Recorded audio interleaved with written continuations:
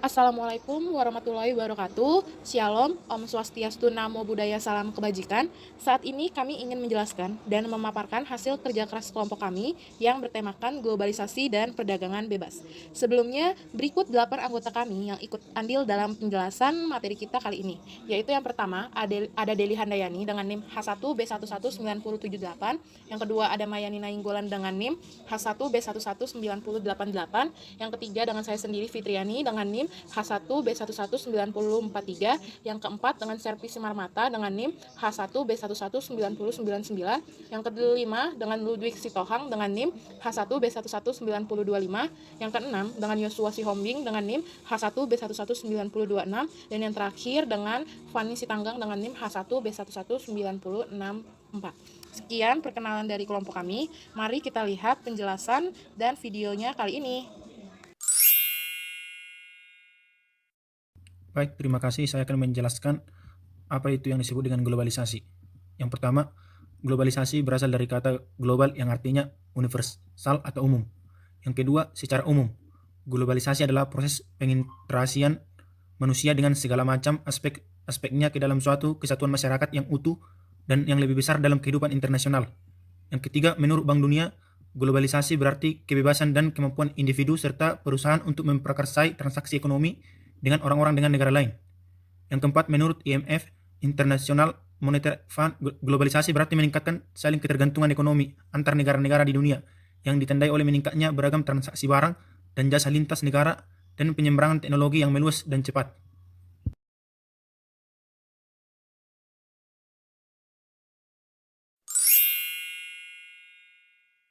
Baik, saya akan menjelaskan beberapa faktor penyebab terjadinya globalisasi.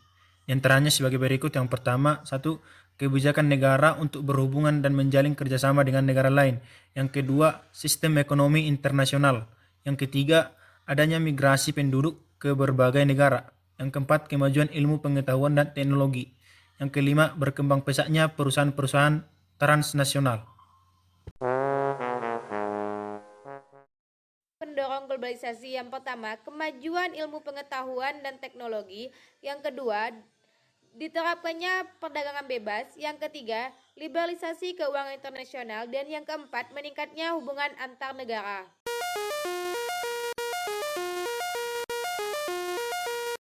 Globalisasi yang pertama, meningkatnya penggunaan teknologi modern. Yang kedua, meningkatnya pergerakan informasi, ekonomi, politik, sosial, dan budaya. Yang ketiga, meningkatnya aliran modal asing. Yang keempat, meningkatnya pertukaran budaya. Yang kelima, hilangnya sekat antar negara. Dan yang terakhir, saling ketergantungan antar negara.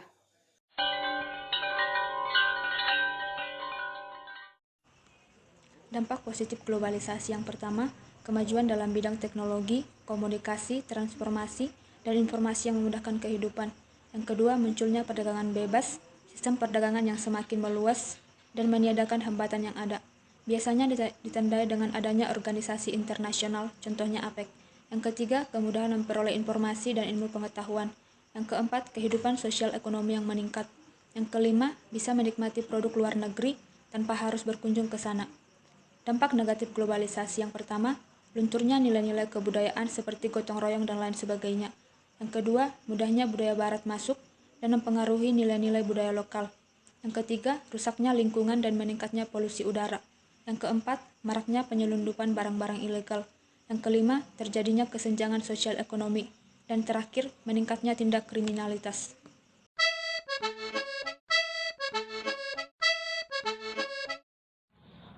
Baiklah, di sini saya akan menjelaskan tentang perdagangan bebas. Perdagangan bebas merupakan suatu varian tersendiri dari perdagangan internasional. Adapun perdagangan bebas merupakan perdagangan internasional tanpa adanya hambatan masuk seperti tarif, kuota, biaya impor, biaya ekspor, dumping, dan sebagainya. Perdagangan bebas merupakan sistem perdagangan luar negeri di mana setiap negara melakukan perdagangan tanpa ada halangan negara. Perdagangan bebas adalah impor dan ekspor barang dan jasa yang tidak dibatasi antar negara. Kebalikan dari perdagangan bebas adalah proteksionisme, yaitu kebijakan perdagangan yang sangat ketat yang dimaksudkan untuk menghilangkan persaingan dari negara lain. Saat ini, Sebagian besar negara industri mengambil bagian dalam perjanjian perdagangan bebas hibrida, yaitu atau disingkat FTA. Merundingkan fakta multinasional yang memungkinkan tetapi mengatur tarif, kuota, dan perbatasan perdagangan lainnya.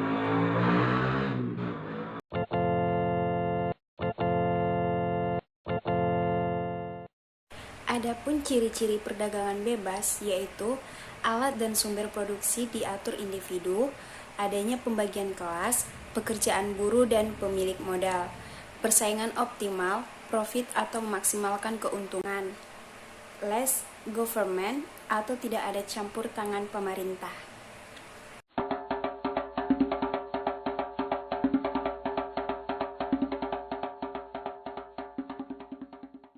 Adapun dampak positif dari perdagangan bebas yaitu memperluas lapangan kerja dan memperbesar peluang kerja bagi masyarakat untuk menambah modal atau pendapatan dalam kebutuhan ekonomi.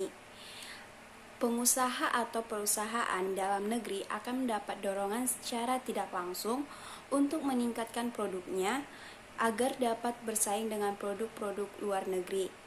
Hadirnya berbagai produk luar negeri akan memberikan inspirasi bagi produsen di Indonesia untuk menciptakan inovasi dalam produk-produknya, membuka kesempatan kerjasama antar negara yang luas dalam bidang ekonomi.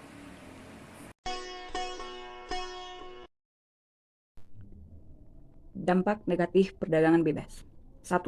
Terjadinya persaingan yang tidak sehat karena pengaruh perdagangan bebas. 2.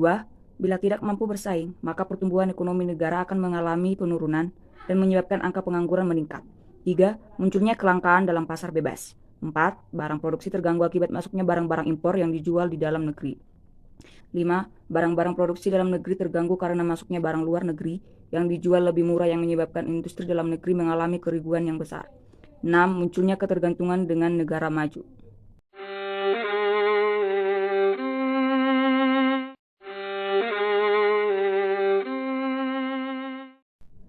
Adapun keuntungan perdagangan bebas. 1. Merangsang pertumbuhan ekonomi. Semua negara yang terlibat cenderung mewujudkan pertumbuhan ekonomi yang lebih besar. 2. Membantu konsumen. Pembatasan perdagangan seperti tarif dan kuota diterapkan untuk melindungi bisnis dan industri lokal. 3. Meningkatkan investasi asing. Investor asing cenderung menggelontorkan uang ke bisnis lokal, membantu mereka berkembang dan bersaing. 4. Mengurangi pengeluaran pemerintah. Pemerintah sering mensubsidi industri lokal, seperti pertanian, atas hilangnya pendapatan mereka karena kuota ekspor. Setelah kuota dicabut, penerimaan pajak pemerintah dapat digunakan untuk tujuan lain. 5. Mendorong transfer teknologi. Selain keahlian manusia, bisnis domestik mendapatkan akses ke teknologi terbaru yang dikembangkan oleh mitra multinasional mereka.